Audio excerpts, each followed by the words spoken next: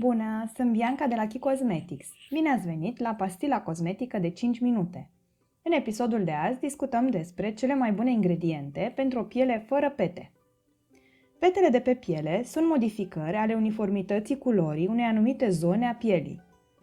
Ele pot fi cauzate de multipli factori: soare, acnee, modificări hormonale, dermatite, etc. Odată cu venirea anotimpurilor calde, tindem să fim mai expuși la soare și pot apărea tulburări în pigmentarea pielii noastre. Recomandarea noastră este să utilizați mai multe ingrediente active pentru a ataca și rezolva problema, ținând cont că multe dintre ele se completează reciproc. Este importantă și utilizarea antioxidanților și a produselor cu protecție solară pentru a preveni formarea petelor și a hiperpigmentărilor. În continuare, vă prezentăm un mic ghid cu 7 ingrediente active naturale ce au rol de diminuare și prevenire a hiperpigmentărilor. Vitamina C. Vitamina C este implicată în sinteza melaninei și previne hiperpigmentarea pielii, în special petele de vârstă și petele solare. Formulele cu vitamina C stabilizată sunt recomandate în mod special pentru pielea sensibilă. Folosite în concentrații corecte, au rol de inhibare a tirozinazei și un puternic rol antioxidant. Niacinamida, cunoscută și sub numele de vitamina B3 sau nicotinamidă, este o vitamină stabilă cu greutate moleculară mică. Reduce acneea datorită proprietăților sale de reglare a sebumului și antiinflamatoare. Îmbunătățește textura pielii și aspectul porilor. De asemenea, calmează roșața și reduce urmele de acnee reziduale. Ajută la reducerea hiperpigmentației, pe lângă rolul său antiinflamator și antioxidant. Este adecvată pentru toate tipurile de piele. Acidul kojic se găsește în anumite specii de ciuperci native în Japonia, dar poate fi obținut și prin fermentarea vinului de orez japonez. Este un activ cu acțiune dovedită clinic de inhibare a activității tirozinazei pentru a reduce formarea melaninei. Acidul kojic reduce și estompează petele cauzate de vârstă, soare, pistruii sau alte pigmentări inestetice ale pielii.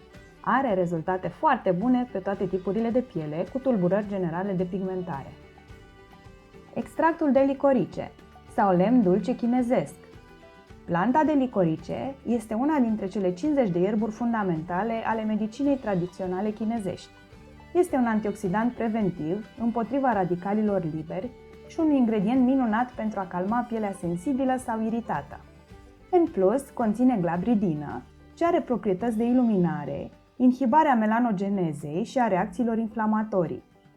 Alfa-hidroxiacizi. O familie de acizi naturali ce se obțin din trestie de zahăr, fermentarea lactobacililor, mere, citrice sau struguri. Dintre ei amintim acidul glicolic, mandelic, lactic, malic, citric și tartaric.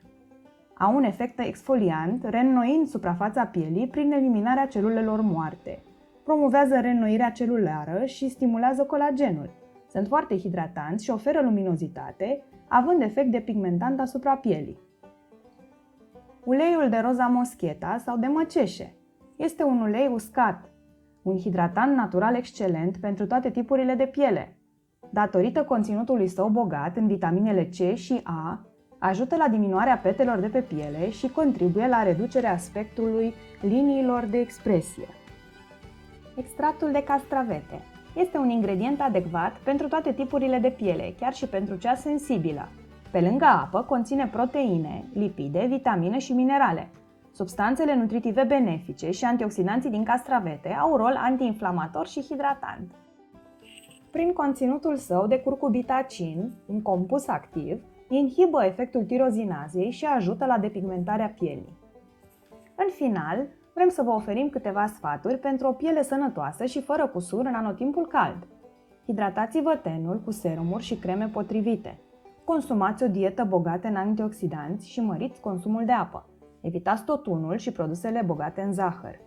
Nu uitați de protecția solară. Este foarte important să preveniți petele, fotoîmbătrânirea și mai ales cancerul de piele. Este esențial ca produsele de fotoprotecție să fie de spectru larg, adică să ofere protecție împotriva razelor UVA și UVB. Alegeți produse cu textură care să fie confortabilă pentru pielea dumneavoastră.